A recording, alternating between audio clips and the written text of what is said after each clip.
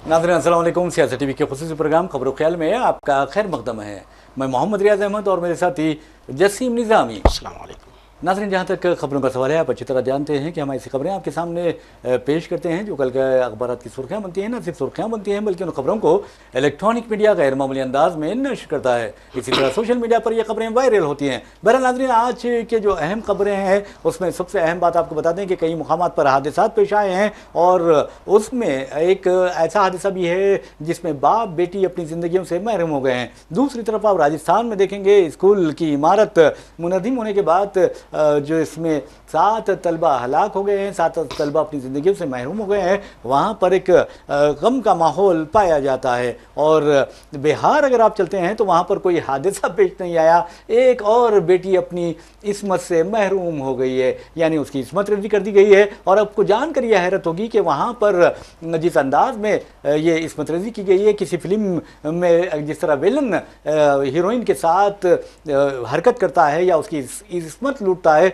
उसी तरह का एक मंजर मैं समझता हूँ कि वहाँ देखा गया। और आपको ये बता दूँ कि बिहार गवर्नमेंट रिक्रूटमेंट टेस्ट यानी होम गार्ड्स का ये टेस्ट हो रहा था, उसमें शिरकत के लिए ये लड़की आई हुई थी और अचानक वो बेहोश हो जाती है और उसे फिर एक एम्बुलेंस में रखकर या मुंतकिल करते हुए एम्बुलेंस में सवार कराकर उससे ले जाया जाता है एक सरकारी दवाखाना। और जब वो दवाखाना पहुँचती है या हॉस्पिटल पहुँचती है तो फिर उसे होश आता है और होश आने के बाद वो कहती है कि उसकी 2 अफराद ने इस्मत रेज़ी की है।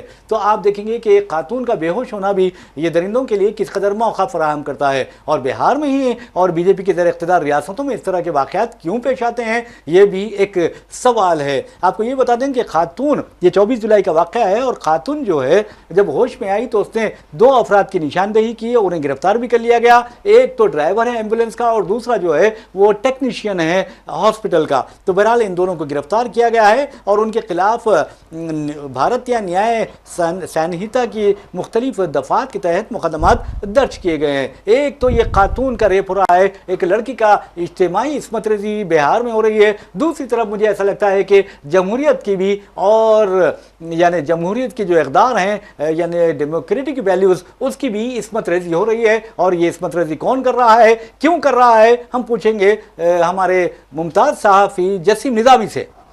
जी रियाज साहब, जहाँ तक बिहार में आज पेश आए इस असमरीज़ का वाक़या है, ये इंतहाई ज़ाहिर सी बात, ये इंतहाई घिनौना वाक़या है, इसमें कोई दो राय नहीं है। मसला ये है कि हालिया अरसे में बिहार में जो जराइम की जो शरह है बेकाबू हो चुका है। यानी कि असमत रेज़ी हो या क़त्ल ग़ारत गिरी का मसला हो, अगवा का मामला हो, ये लगातार वहाँ पर जो पेश आ रहे हैं।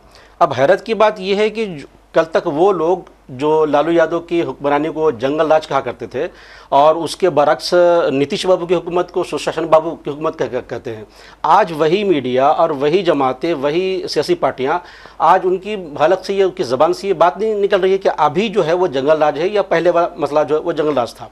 अभी देखिए हालत ये है कि पटना से लेकर पूर्णिया तक, कटिहार तक, सहारनपुर, समझिए कि ससाराम तक, यानी हर एरिए में ख़वातीन अपने आप को गैर महफूज तस्वुर कर रही हैं।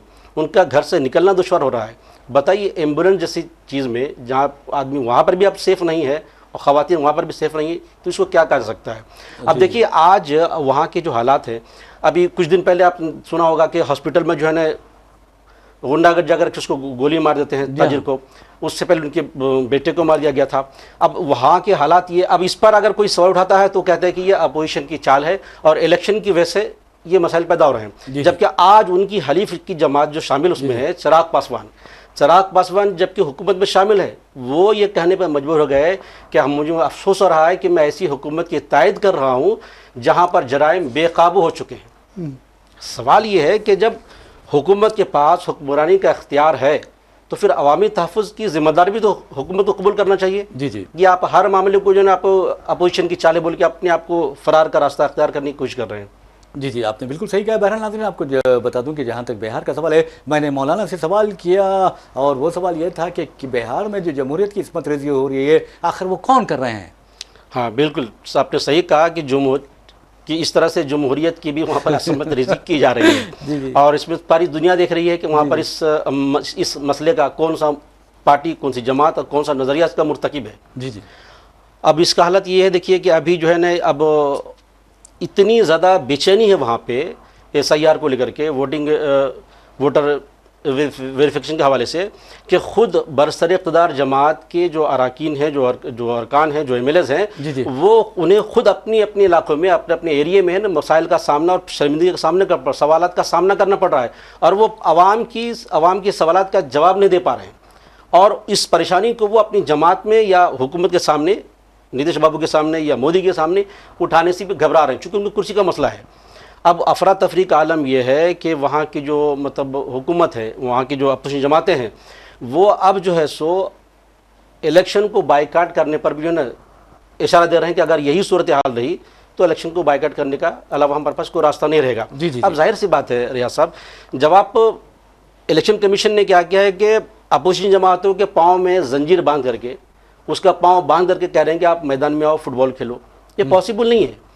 ابھی کل تک آپ نے دیکھا ہوگا کہ کل تک تھا کہ 52 لاکھ ووٹروں کو نام کاٹ دیے گئے ہیں۔ جی جی جی آج کا بیان یہ ہے کہ غالباً 65 لاکھ جی ہاں کے ووٹروں کے نام نکال دیے گئے۔ تو یہ کون سا طبقہ ہے، کن کے نام نکالے گئے، اتنی جلدی کیسے اس کی ویریفیکیشن ہو گئی؟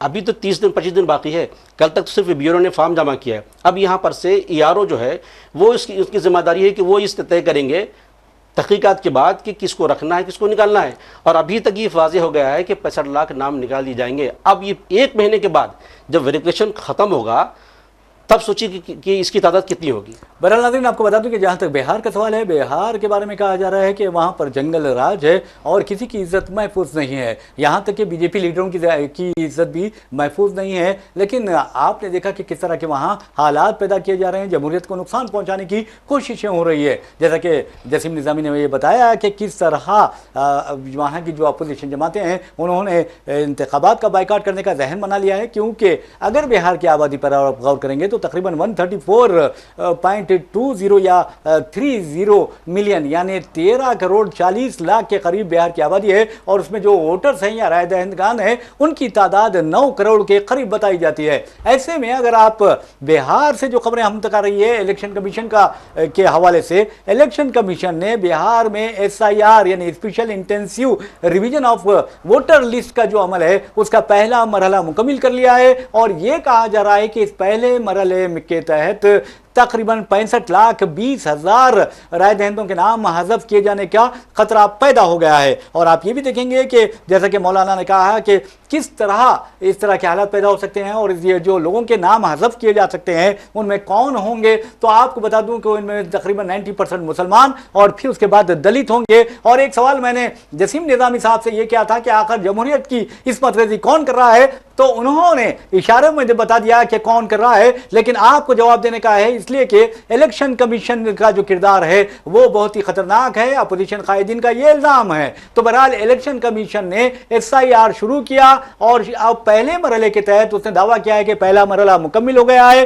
اور 65,20,000 رائے دہندوں کے نام حذف کیے جانے کا خطرہ پیدا ہوا ہے۔ اور آپ کو یہ بھی بتا دیں کہ الیکشن کمیشن کا یہ بھی دعویٰ ہے کہ 99.8% کام مکمل ہو گیا ہے۔ اس کے علاوہ آپ کو بتا دوں کہ 65.2 لاکھ جو ووٹرز ہیں جن کے نام نکالے جانے کے خطرہ پیدا ہوا ہے، ان میں 35 لاکھ تو مستقل طور پر دوسرے ریاستوں میں منتقل ہو گئے ہیں، یہ الیکشن کمیشن کا دعویٰ ہے۔ جبکہ اس 22 لاکھ کے بارے میں کہا جا رہا ہے کہ وہ فوت ہو چکے ہیں یا کچھ اور وجوہات بھی بتائی گئی ہیں۔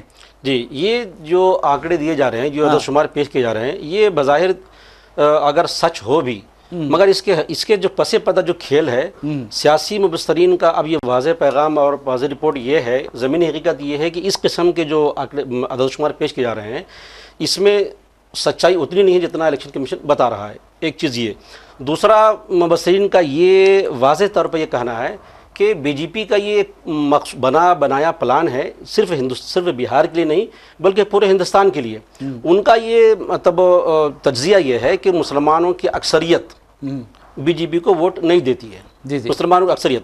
اب جب بھی الیکشن ہوتا ہے تو آپ غور کیے ہوں گے اپنے کہ جو ڈاٹا آتا ہے کہ مسلمانوں نے BJP کو جو ووٹ دیا ہے اس کی تعداد محض 8% کے آس پاس رہتا ہے، اور یہ 8% ایک مخصوص طبقہ ہے اور وہی طبقہ جو ہے نا حکومت سازی میں شامل بھی کیا جاتا ہے. جی تو بی جے پی کو یہ اچھا احساس ہے کہ مسلمانوں کے پاس جو پولیٹیکل ویٹو ہے جی جی جو اس کے خلاف استعمال کیا جاتا ہے، اس کو بے اثر کرنے کے لیے ایک چال چلی جا رہی ہے، یہ پورے ہندوستان میں کیا جائے گا. یعنی کہ اس طرح سے وہ ایک ایسا ووٹر لسٹ تیار کرنا چاہتے ہیں جس میں خاص کر کے ایسے افراد کو اس میں سے اخراج کر دیا جائے، نکال دیا جائے جو بی جے پی مخالف ووٹ ہے، چاہے اس میں مسلمان ہو، چاہے اس میں دلت ہو، چاہے اس میں پسماندہ طبقات ہو، درفریز ذات کے افراد ہوں. یعنی ایسے افراد جو کٹر مخالف بی جے پی ہے یا بی جے پی کو ووٹ نہیں دیتے، ایسے افراد کو پورے ہندوستان میں کسی نہ کسی بہانے سے کسی عذر کو بتاتے ہوئے، ڈاکومنٹس کا مسئلہ ہو یا کسی اور وجہ سے، ایسے افراد کو ختم کر کے ایسے ایک لسٹ بنایا کی کوشش کی جا رہی ہے کہ ووٹنگ ہونے کی صورت میں کسی بھی حال بی جے پی کو اقتدار مل جائے.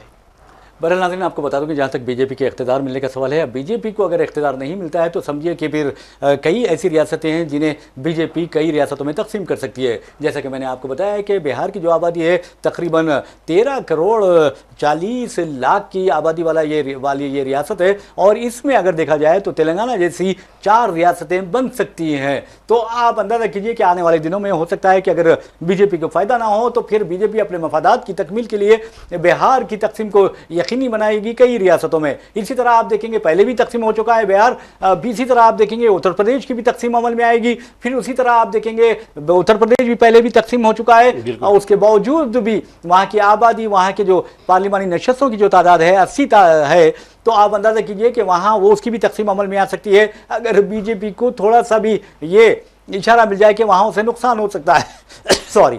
اسی طرح اگر مہاراشٹر کی بات کریں گے تو مہاراشٹر میں بی جے پی کا موقف جو کمزور ہے، یہ الگ بات ہے کہ ہیرا پھیری جو ہوتی ہے تو یہ ہے بمبئی شہر حادثوں کا شہر، تو یہ کہا جاتا ہے کہ بی جے پی نے وہاں ہیرا پھیری کی. یہ میں نہیں کہہ رہا ہوں بلکہ اپوزیشن جماعتوں نے یہ بات کہی ہے. تو مہاراشٹر کی بھی تقسیم یقینی دکھائی دیتی ہے مستقبل میں. تو بہرحال سوال یہ پیدا ہوتا ہے جسیم نظامی صاحب کہ بھارتیہ نیائے سنہتا کی مختلف دفعات کے تحت عصمت ریزی کے جو ملزمین کے خلاف مقدمات درج کیے جاتے ہیں، لیکن جمہوریت کو تباہ کرنے والوں کے خلاف کس دفعہ کے تحت مقدمات درج کیے جائیں گے؟ دیکھیے، سوال یہ ہے کہ مقدمات درج ہونا یا اس کے خلاف کوئی دفعہ طے کرنا، اب حالت یہ ہے کہ منصف بھی وہی ہے، قاتل بھی وہی ہے، جج بھی وہی ہے، دئی بھی وہی ہے، سب وہی ہے. تو ایسی صورت میں ان سے یہ امید کرنا کہ مطلب وہ جمہوریت کی بحالی کریں گے. ابھی اگر ہندوستان کی آپ حکومت کا اگر آپ جائزہ لیں تو یہاں پر بظاہر جمہوریت ہے، لیکن جو کام اور جس طریقے سے کام کیا گیا ہے پچھلے 11-12 سالوں میں، وہ جمہوریت کم ملوکیت اس میں زیادہ نظر آتی ہے. یعنی جمہوریت کے بجائے مطلق انانیت جس کو ڈکٹرشپ کہتے ہیں، وہ بظاہر جمہوریت کا نام لے رہے ہیں. ابھی آپ دیکھیے پارلیمنٹ میں جو مسئلہ چل رہا ہے، باضابطہ وہ بھی پری پلاننگ ہے کہ کسی بھی طرح سے پارلیمنٹ کی کارروائی نہیں چلنے دیا جائے، بات ہی نہ ہو، اس پہ کوئی مباحثہ ہی نہ ہو. بس تکنیکی طور پہ یہ کہیں گے کہ ہم چرچا کرانا چاہتے ہیں، ہم بات چیت کرنا چاہتے ہیں. ابھی دیکھیے میٹنگ بھی ہوئی ہے ہماری برلا جی کے قیادت میں، مگر یہ سب چیز دکھانے کا مسئلہ ہے. حقیقت یہ ہے کہ وہ خود یہ نہیں چاہتی حکومت کہ کسی مسئلے پر بحث ہو، چونکہ بحث ہونے کی صورت میں بسر اقتدار جماعت کے پاس اس کا کوئی مناسب جواب ہی نہیں ہے. اگر مناسب جواب ہوتا تو ہمارے وزیر اعظم پارلیمنٹ کو چھوڑ کر کے یہ ایسے ٹائم پہ بیرونی دورہ نہیں کرتے تھے. تو جہاں تک آپ نے کہا جمہوریت کی جو عصمت ریزی ہے، اس کی سزا اگر کوئی دینا ہے، اگر دے سکتا ہے تو وہ عوام ہے، اور اس کے جج عوامی ہے، اور عوام ہی اس کا انشاءاللہ آنے والے دنوں میں اس کا جواب دیں گے. بہرحال عوامی عدالت میں یہ فیصلہ ہم چھوڑتے ہیں، عوامی عدالت ہی اس کا فیصلہ کرے گی. بہرحال ناظرین، آپ کو بتا دوں کہ جہاں تک بہار کا سوال ہے تو ایک خبر وہاں سے یہ بھی آ رہی ہے. ہم اس لیے بہار کی طرف گئے ہیں کیونکہ آپ دیکھیں گے کہ بہار اب فی الوقت بہت ہی سارے ملک میں توجہ کا مرکز بنی ہوئی ہے، اور وہاں پر ایسا لگتا ہے کہ جمہوریت کی بقا کا سوال پیدا ہو گیا ہے. کیا جمہوریت کا قتل کر دیا جائے گا اور جمہوریت کو پامال کیا جائے گا بہار میں، اور بہار سے اس کا سلسلہ شروع ہوگا؟ یہ سوال اب سارا ہندوستان پوچھنے لگا ہے. لیکن ایک بات آپ کو بتا دیں کہ بہار کی جب بات آتی ہے تو گورنر بہار عارف محمد خان کے بارے میں کہا جاتا ہے کہ وہ نام تو بہت اچھا رکھتے ہیں، جو ان کے کام ہوتے ہیں وہ بھی کچھ اچھے ہوتے ہیں، کوئی برے ہوتے ہیں، لیکن ہم نہ کسی کی برائی کرنا چاہیں گے کیونکہ وہ گورنر کے باوقار عہدے پر فائز ہیں. لیکن ایک بات ضرور ہے کہ جگدیپ دھنکر، آپ نے دیکھا کہ کس طرح انہوں نے یعنی گودی میڈیا جو طلبے چاٹو میڈیا جس انداز میں کام کیا کرتا تھا، جگدیپ دھنکر वज़ीर आज़म नरेंद्र मोदी से लेकर और बीजेपी की क़यादत और आरएसएस की क़यादत के उसी अंदाज में यानी उसके हर हाँ में हाँ मिलाया करते थे। यानी बीजेपी और आरएसएस के यस मैन का रोल अदा करते थे, जी हुजूरिया का रोल अदा करते थे। और अब जब बीजेपी को जो पार्लिमानी क़यादत है, बीजेपी की जो क़यादत है वो बरहम होती है तो फिर उन्हें किस कदर ज़लील और ख़ार होकर निकाल दिया जाता है। तो अब ये कहा जा रहा है कि नायब सदर जमहूरिया के ओहदे पर किसी आला ज़ात के हिंदू को या फिर किसी अक़लियती उम्मीदवार को नामजद किया जाएगा। इस सिलसिले में आरिफ मोहम्मद खान का नाम मंजर आम पर आ रहा है और इसके बहुत ज़्यादा चर्चे हैं, क्योंकि बीजेपी को इस बात का बहुत अरसे बाद एहसास हुआ है, ख़ासतौर पर बैरूनी ममालिक जब वज़ीर आज़म दौरा करते हैं तो ये उनसे सवाल ज़रूर किया जाता है, लेकिन वो उसे नज़रअंदाज करते हैं कि आपकी काबीना में एक भी मुस्लिम नहीं है, आपके अरकान पार्लियामेंट में एक भी मुस्लिम शामिल नहीं है, चाहे लोकसभा हो या चाहे राज्य सभा हो, और आपकी जो बरसर इख्तिदार रियासतें हैं बीजेपी की उसमें एक चीफ मिनिस्टर भी मुसलमान नहीं है। तो आप अंदाज़ा कीजिए कि कहीं ना कहीं इनके शर्म आने लगी है और अब ये कहा जा रहा है कि नायब सदर के ओहदे पर आरिफ मोहम्मद खान से अच्छा उम्मीदवार नहीं मिल सकता, क्योंकि आरिफ मोहम्मद खान कई मामलात में धनकर से आगे हैं। आप क्या कहते हैं? जी रियाज साहब, सही सवाल किया आपने। जहाँ तक आरिफ मोहम्मद खान साहब का सवाल है, उनके बारे में मुख्तसर यही कह सकते हैं कि अगर उनके माजी का रिकॉर्ड देखा जाए तो यही कह सकते हैं कि अपनों से गैर भले, जी यानी ये गैरों से ज़्यादा खतरनाक साबित होंगे अगर अक़लियत के हवाले से बात की जाती है। जी। रह गई बात हुकूमत की, तो हुकूमत जैसा आपने कहा कि वो सिर्फ ये दिखाना चाहती है कि हमारे पास भी काबीना में या हुकूमत में एक मुसलमान शामिल है, और इसीलिए बीजेपी हमेशा ऐसे ही मुस्लिम नामों को आगे करती है जो महज रबर स्टाम्प के तौर पर काम अंजाम दे सके। लेकिन इस मामले में चाहे आरिफ मोहम्मद खान हो या कोई भी मुस्लिम जमात के जो कायदीन हो, उनको धनगर साहब की जो हशर है उससे सबक लेना चाहिए, क्योंकि जो सियासत मफाद परस्ती खुद गर्जी पर जिसकी बुनियाद रखी गई हो वो कभी किसी का सग्गा नहीं हो सकता, यानी चापलूसी पर कभी किसी का नहीं हो सकता। आप देखिए धनकर जी सुप्रीम कोर्ट के वकील रह चुके हैं, है ना, वो बंगाल के गवर्नर रह चुके हैं। उनके बारे में कहा जाता है कि जब उन्हें नायब सदर जमहूरिया के ओहदे पर जब फायज किया गया तो वो फ़र्द वाहिद एक ऐसा सदर जमहूरिया है पूरे हिंदुस्तान की तारीख में, नायब सदर की तारीख में, कि दस्तूरी ओहदे पर रहते हुए उन्होंने पार्टी के लिए काम किया है और उनका मुआखसा भी किया करने की वो कोशिश की गई यहाँ, है ना। तो ये पहले थे, लेकिन अब देखिए कि उन्होंने हमेशा यानी पार्टी से बाहर रह करके भी पार्टी के लिए काम किए, और जब उनको उस आला ओहदे पर फायज किया गया तो वहाँ पर भी हमेशा उन्होंने पार्टी से ज़्यादा उसका दिफा जो है खुद धनकर साहब करते थे। लेकिन उनका हशर क्या हुआ? तो ऐसे लोगों को सबक सीखने की ज़रूरत है, चाहे वो आरिफ मोहम्मद खान हो चाहे कोई दूसरे रहनुमा हो, कि वो अवामी भलाई के लिए दस्तूर के चौखट्टे में रहते हुए अवामी भलाई के तहत से काम करे, न कि किसी जमात के ख़ास फ़ायदे के लिए। बहरहाल आपको बता दूं कि जहाँ तक बिहार का पस मंज़र का सवाल है, हमने आरिफ मोहम्मद खान साहब का भी नाम लिया है, लेकिन आप देखेंगे कि बिहार में जो हालात हैं उस बारे में ये कहा ज़रूर जा सकता है जमहूरियत के मामले के इस राज को एक मर्द फिरंगी ने किया फाश, हर चंद के दाना इसे खोला नहीं करते। जमहूरियत वो तर्ज हुकूमत है कि जिसमें बंदों को गिना करते हैं तोला नहीं करते। तो बहरहाल अब देखना यह है कि वहाँ पर जो अपोजिशन जमातें हैं और वो किस तरह के इक़दाम करती हैं अपने आप को बचाने और बीजेपी को कामयाबी से रोकने के लिए। आपको लिए चलते हैं आंध्र प्रदेश और तेलंगाना, जहां पर हादसात पेश आ रहे हैं और हादसात में लोगों की जिंदगियां भी जा रही हैं। और ऐसा ही वाक़या एक आंध्रा के 2 DSPs हैं और 2 दिगर पुलिस वाले हैं, और तेलंगाना में पेश आए एक सड़क हादसे में 4 में से 2 हलाक हो गए हैं। और इसी तरह का एक वाक़या आपको बता दूं कि शादनगर में पेश आया, जहां पर एक बाप अपनी बेटी को कॉलेज जाने के लिए बस स्टॉप छोड़ने जा रहा था। सुबह की अवलीन सातों में ये वाक़या, आज की सुबह की अवलीन सातों में ये वाक़या पेश आया और लारी ने उन्हें रोंद दिया, जिसके नतीजे में दोनों अपनी जिंदगियों से महरूम हो गए। तो बहरहाल आपको हम DSP की जब बात करते हैं तो चंद्रशेखर राव और शांता राव, ये आप देखेंगे कि ये दिगर 2 पुलिस अहदेदारों के साथ हैदराबाद आ रहे थे और ये सुबह 5 बजे आज ये वाक़या पेश आया और दोनों ये जो DSP थे मुकामी हादसे पर ही फौत हो गए, जबकि 2 लोग जो हैं उन्हें शरीक दवाखाना कर दिया गया है। जी اور یہ دیکھیے ہمارے جسیم صاحب گجرات سے بھی یہ خبر آ رہی ہے اور بہت ہی دردناک خبر ہے، یہ تو کل کی خبر ہے لیکن اس کا جو ڈیولپمنٹ ہے آپ کو بتا دوں کہ یہ اسکول گجرات نہیں راجستھان سے جو خبر آ رہی ہے اس میں یہ بتایا گیا ہے کہ اسکول کی عمارت منہدم ہو گئی تھی، اس میں 7 بچیاں اپنی زندگیوں سے محروم ہو گئے، ایک گھر کے اس میں 2 بھائی بہن بھی ہے اور اس بھائی بہن کے بارے میں ان کی ماں کہتی ہے کہ میرا گھر سونا سونا ہو گیا ہے اور میرے گھر کے احاطے میں کھیلنے والا، ہنسنے بولنے والا اور کلکاریاں جو لگاتے ہیں وہ کرنے والا کوئی باقی نہیں رہا۔ تو آپ اندازہ کیجئے ایک ماں یہ بھی کہتی ہے کہ کاش خدا ان بچوں کی بجائے مجھے اٹھا لیتا اور مجھے موت دیتا تو کتنا بہتر ہوتا۔ تو یہ لفظ جو ہیں، یہ الفاظ جو ہیں صرف ایک ماں ہی کہہ سکتی ہے اور کوئی نہیں کہہ سکتا۔ بے شک بے شک، جی اولاد کو کھونے کا جو غم ہوتا ہے، ظاہر سی بات ہے جتنا والدین جو محسوس کر سکتے ہیں یہ کوئی نہیں کر سکتا۔ اب مسئلہ یہ ہے کہ اسکول کی جو چھت جو گر گیا ہے، اس طرح کے جو حادثات پیش آتے رہتے ہیں اکثر، یہ تقریباً وہاں کے جو رپورٹ جو سامنے آئی ہے وہ بتاتا ہے کہ کرپشن اس کا مین وجہ ہے۔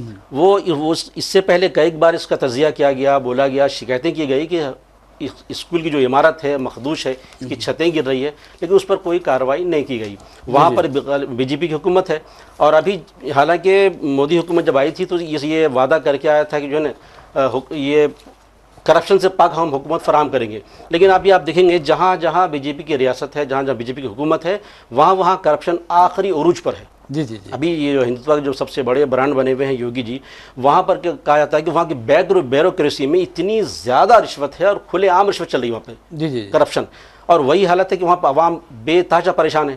لیکن گودی میڈیا جو ہے یا مینسٹریم جو میڈیا ہے وہ ان چیزوں کو پردہ ڈالنے کے لیے ہمیشہ کسی نہ کسی مسلم ایشو کو سامنے لا کر کے ان چیزوں پر پتہ ڈال دیتا ہے۔ اچھی جانب آپ نے توجہ دلائی ہے۔ جسیم صاحب آپ یہ بتائیے کہ اگر آپ ہندوستان کا موازنہ کریں گے یا تقابل کریں گے دوسرے ممالک سے، ایسے ممالک سے جو بیف ایکسپورٹنگ میں بہت آگے ہے، تو آپ دیکھیں گے کہ ہندوستان کا نمبر ٹاپ 5 میں آتا ہے، اور افسوس کی بات یہ ہے کہ ہمارے مودی جی ہے یا امت شاہ ہے یا بی جے پی کے قائدین ہیں اور جو منہ پھٹ قائدین ہیں خاص طور پر، اور جو اشتعال انگیزی پھیلاتے ہیں، وہ باضابطہ کہتے ہیں کہ مسلمان جو ہے وہ ہماری گاؤں ماتا کو ذبح کرتے ہیں، جبکہ آپ دیکھیں گے کہ ہندوستان وہ ملک ہو گیا 5 ٹاپ کے ممالک میں شامل ہے جو سب سے زیادہ یعنی بیف یعنی گائے کا گوشت ایکسپورٹ کرتا ہے۔ تو یہ کس کے لیے شرم کی بات ہے؟ مزے کی بات یہ ہے ہمارے ریاض صاحب، افسوس کی بات ہے یہ کہ 2014 سے پہلے کا ریکارڈ اٹھا کے دیکھیے آپ۔ جی ہاں کم تھا۔ 2014 سے پہلے ہندوستان بیف ایکسپورٹ میں 9 نمبر پہ تھا،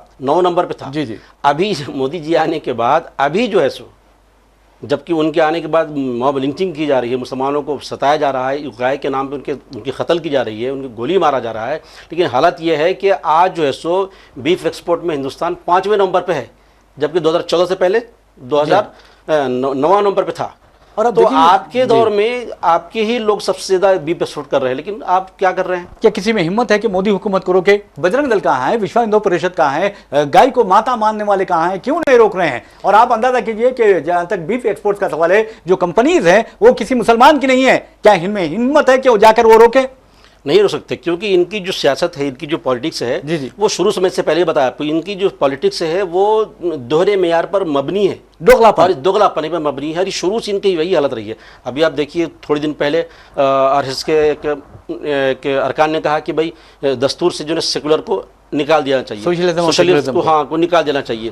بھائی سوال یہ ہے کہ آپ اسی بنیاد پر تو آپ چناؤ لڑ کے آئے تھے۔ آپ کو یاد ہوگا ہمارے جو ان کا دوہرا معیار وہ بتانا چاہ رہا ہوں، جب اڈوانی جب رتھ یاترا نکال رہے تھے تو انہوں نے یاد ہوگا انہوں نے نعرہ دیا تھا کہ سب سے بڑا اگر سیکولر کوئی ہے تو ہم ہیں، باقی جو دوسری جماعتیں ہیں وہ فرضی سیکولر ہے، سیڈو سیکولر ہے، وہ ہم سیکولر باز ہیں۔ لیکن جب وہ ہندوتوا کی جب حکومت آ گئی تو آپ سیکولر کو جو ہے نا پتے پوش ڈال دیا ہے نا، یعنی آپ اپنے حساب سے سیکولر کا لفظ استعمال کرتے ہیں۔ جب ہمارے RSS والے کو جب سیکولر یاد آتا ہے تو راشٹریہ مسلم منچ بنا دیتے ہیں، مسلم نما چہروں کو شامل کر لیتے ہیں یہ بتانے کے لیے کہ ہم سیکولر ہیں۔ لیکن جب اپنا اصل ایجنڈا ظاہر کرنا ہوتا ہے تو آپ اخلاق کو مار دیتے ہیں، آپ جو ہے نصیر کو مار دیتے ہیں، آپ جنید کو مار دیتے ہیں، ہے نا، مسلمانوں کو لنچنگ ہوتی ہے آپ خاموش بیٹھ جاتے ہیں، ہے نا، مسلمانوں کو لفظ جہاد کے نام پر جو ہے نا ان کے گھروں پہ بلڈوزر چلا دیتے ہیں آپ، ہیں۔ لیکن جب آپ سیکولر اپنے کو ظاہر کرنا چاہتے ہیں تو کل بھاگوت جو ہے ہریانہ کی کسی جگہ پہ جو ہے مسلم رہنماؤں کے ساتھ آپ ملاقات کرتے ہیں، یہ بتانے کی کوشش کرتے ہیں کہ ہم مسلمانوں کے ساتھ ہیں، ہم مسلمانوں کے مفاد کے لیے کام کرنا چاہتے ہیں. حالانکہ مسلمانوں ان کی ساری جی جو ان کی پالیسی ہے، ان کا کام اتنا فرق ہے کہ بولنے کو کچھ ہے، کرنے کو کچھ ہے. تو یہ جو تضاد ہے ان کی بنیاد میں شامل ہے. یہ کہتے کچھ ہے اور کرتے کچھ ہے. بہرحال آپ نے بہت اچھی بات کہی ہے. اور ناظرین آپ کو بتا دیں کہ آل انڈیا امام آرگنائزیشن کی جانب سے RSS سربراہ موہن بھاگوت جو اس کے سربراہ ہیں، یعنی آل انڈیا امام آرگنائزیشن کے سربراہ احمد الیاسی، تو آپ کو بتا دوں کہ احمد الیاسی کے لیے موہن بھاگوت راشٹر پتا ہیں. تو آپ اندازہ کیجئے کہ موہن بھاگوت کو بھی اگر لوگ راشٹر پتا کہنے لگے تو کتنا افسوس کی بات یہ ہے کہ گاندھی جی کی وہ کس طرح توہین کر رہے ہیں. تو بہرحال ناظرین آپ کو بتا دوں کہ RSS ایک آرگنائزیشن ہے اور اس کا سربراہ نیشنل یعنی فادر آف نیشن نہیں ہو سکتا یا پھر بابا قوم نہیں ہو سکتا، بلکہ بابا قوم ہندوستان میں ایک ہی گزرے ہیں اور وہ ہے گاندھی جی. اور گاندھی جی کی آپ دیکھیں گے کہ ہندوستان ہی نہیں بلکہ ساری دنیا میں گاندھی جی کے پیغام عدم تشدد کو مانا جاتا ہے. یہاں تک کہ اقوام متحدہ کے چارٹر میں بھی عدم تشدد نان وائلنس کو شامل کیا گیا ہے اور ایک دن یوم عدم تشدد بھی منایا جاتا ہے. ایسا ہوتا ہے فادر آف نیشن ایسا ہوتا ہے، بابا قوم ایسا ہوتا ہے. تو بہرحال ناظرین جہاں تک آپ کو بتا دوں کہ عالمی سطح کی خبروں کا سوال ہے، اب ایک خبر یہ گردش کر رہی ہے کہ ٹرمپ کے جو فیصلے ہوتے ہیں اس سے وہاں کی وفاقی عدالتیں اس پر روک لگا رہی ہیں اور ٹرمپ پریشان ہوتے جا رہے ہیں. لیکن ان کی پریشانی کی وجہ آپ دیکھیں گے کہ وجہ سے ان کے پیر پھول رہے ہیں، ان کے ہاتھوں پر داغ آ رہے ہیں اور پتہ نہیں کہاں داغ پھیلتے جا رہے ہیں. لیکن ایک بات ضرور ہے کہ فلسطینیوں کی جو آہیں ہیں، ان کی بدوائیں ہیں، وہ پیچھا کر رہی ہیں ان مجرمین کا، ان جنگی مجرمین کا، ان ظالموں کا جنہوں نے بمباری کے ذریعے غزہ کو قبرستان میں تبدیل کر دیا ہے. آپ کو یہ جان کر حیرت ہوگی کہ اب فرانس نے جیسے ہی اعلان کر دیا اور 125 ارکان پارلیمنٹ برطانیہ کے انہوں نے اپنی حکومت کو لکھا ہے کہ فلسطین کو تسلیم کر لیا جائے. اور ٹرمپ کہتے ہیں کہ میں فرانس کے اس اعلان کو مسترد کرتا ہوں. ان کے پاس ان کے علاوہ کوئی راستہ بھی نہیں ہے. جی ٹرمپ دیکھیے، ٹرمپ ایک ایسے آج کا اگر بیان دیکھیں گے تو ان کی فرعونیت کا عالم دیکھیے. وہ یہ کہہ رہے ہیں کہ حماس کو ڈھونڈ کر کے مارو. سوال یہ ہے کہ آپ 2 سال سے حماس کو مار رہے ہیں، حماس کے نام پہ کس کو مار رہے ہیں، کس کو قتل کر رہے ہیں آپ. جی کل جیسے ہی فرانس نے اعلان کیا کہ ہم فلسطین کو تسلیم کر لیں گے اور باضابطہ 2 مہینے کے بعد سپٹمبر میں اقوام متحدہ میں ہم باضابطہ اس کا اعلان کریں گے. پھر جیسا کہ آپ نے کہا کہ برطانیہ کے بھی ارکان پارلیمنٹ کا یہ دباؤ پڑ رہا ہے کہ وہ فلسطین کو تسلیم کرنے کا اعلان کریں. تو یہ چیز اس سے بدزن ہو کر کے، اس سے بخلا کر کے جو ہے ٹرمپ اور اسرائیل جو ہے یہ چاہتا ہے کہ کسی بھی حال جو ہے ہم غزہ پر قبضہ کر لیں اور اس کے چاہے جتنی بھی قربانیاں دینا پڑے، کتنا بھی اس کو مارنا پڑے، کسی بھی حال مارنا پڑے، وہ کسی بھی حد تک فرعونیت کا مظاہرہ کرنے کی کوشش کر رہے ہیں. اور یہ وہ ٹرمپ ہے کہ ایک طرف فرعونیت کا مظاہرہ کر رہے ہیں اور دوسری طرف وہ یہ تمنا، یہ خواہش رکھتے ہیں کہ ان کو جو ہے نا نوبل انعام سے نوازا جائے، امن کے انعام سے نوازا جائے، ہے نا. آپ جو ہے ایک طرف اسرائیل کو ظلم کرنے کے واسطے، صفحہ ہستی سے مٹانے کے واسطے غزہ والوں کو آپ ہتھیار سپلائی کر رہے ہیں. اقوام متحدہ میں جب اس کو روکنے کی تیاری کی جاتی ہے آپ اس کو ویٹو کر دیتے ہیں. اقوام متحدہ میں یروشلم کو یک طرفہ جو ہے نا آپ نے دارالحکومت تسلیم کرنے کا جو ہے نا آپ نے فیصلہ سنا دیا. تو یہ سب چیزیں سے امن نہیں سکتا، سوال ہی پیدا نہ ہوتا. لیکن پھر بھی آپ کو یہ خواہش ہے کہ آپ کو نوبل انعام دیا جائے. تو ابھی جب پوری دنیا کوشش کر رہی ہے کہ فلسطین میں جو ہے غزہ میں جنگ بندی کی جائے اور جب اس کے لیے اسرائیل راضی نہیں ہو رہا ہے، اس پر دباؤ بنانے کے واسطے پوری دنیا کی حکومتیں چاہ رہی ہے کہ ہم فلسطین کو تسلیم کر لیں. اس کے رد عمل کا نتیجہ یہ، اور اسی رد عمل کا نتیجہ یہ ہے کہ ٹرمپ اور اسرائیل جو بغلا کر کے یہ کہہ رہے ہیں کہ ہم کسی بھی حال حماس کو مٹا دیں گے. اگر حماس کو مٹانا اتنا آسان ہوتا، تمہارے پاس دنیا کی ساری طاقت تمہارے پاس ہے، اسلحہ تمہارے پاس ہے، انٹیلیجنس ساری دنیا کی سب سے اچھی انٹیلیجنس تمہارے پاس ہے. لیکن آج تک آپ اپنی یرغمالیوں کا پتہ نہیں لگا سکے کہ کہاں پر ہے. ایک یرغمال کی پتہ نہیں لگا سکیا. بالکل آپ نے صحیح کہا ہے. یہ میں سمجھتا ہوں یہ کہاں کی سپر پاور ہے. لیکن ایک بات ہے، اللہ جسے رکھے اسے کون چکے. تو آپ کو ناظرین بتانا یہ ضروری ہے کہ لاکھ کوششیں کر لیں امریکہ یا اسرائیل اور تمام ہتھیار استعمال کر لیں، ٹنوں بم استعمال کر لیں، لیکن یاد رکھیے کہ اللہ جسے رکھتا ہے اسے کوئی نقصان نہیں پہنچا سکتا. تو بہرحال ہم آپ کو لیے چلتے ہیں فاقہ کشی کے بارے میں. آپ کو بتاتے ہیں کہ اسرائیل کی نتیجے یعنی ظلم و جبر کا نتیجہ دیکھیے کہ وہاں پر یعنی غزہ میں فاقہ کشی کا شکار ہو کر اب تک کہ 122 अफराद अपनी ज़िंदगियों से महरूम हो चुके हैं, जिसमें 83 बच्चे भी शामिल हैं जो इस तरह की वजह से शहीद हुए हैं। लेकिन आप देखेंगे कि लोग बगैर फाकाकशी से मर रहे हैं, तो कई मकामात पर ऐसे भी लोग हैं जो खा खा कर मर जाते हैं। तो आपको बता दें कि खा खा कर मरने वाले ममालिक में यहाँ हिंदुस्तान भी शामिल है, और ख़ास तौर पर आप देखेंगे कि लोग यहाँ पर मोटापे का शिकार हो रहे हैं, और जब मोटापे का शिकार होते हैं तो फिर शुगर का शिकार हो जाते हैं, बीपी का शिकार होते हैं, और फिर उनके जो वाइटल ऑर्गन्स होते हैं उस पर उसका असर पड़ता है। लेकिन आपको हम बताते हैं, क्रिकेटर सरफराज खान,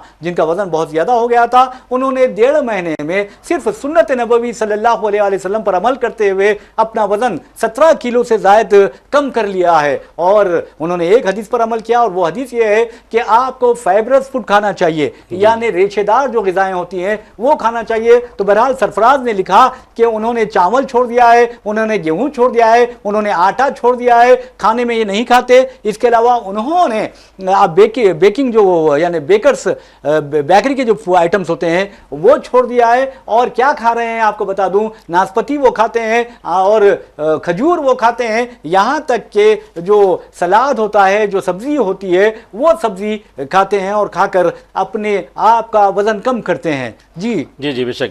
जहाँ तक सरफराज साहब का सवाल है, तो सिर्फ मसला सरफराज का नहीं है, बल्कि ये इस्लाम ने पूरे आलम इंसानियत के लिए जो उसूल बनाया था, जी जी, आज उसी उसूल को जो डाइटिशियन रहते हैं, जो बड़े बड़े डॉक्टर हैं न्यूट्रिशन के, वो उसी चीज़ को फॉलो करते हैं, नाम अलग देते हैं। अगर आप उस उसूल को फॉलो करेंगे तो जाहिर सी बात है ना आपके अंदर मोटापा आएगा और ना बहुत सारी बीमारी आएंगी।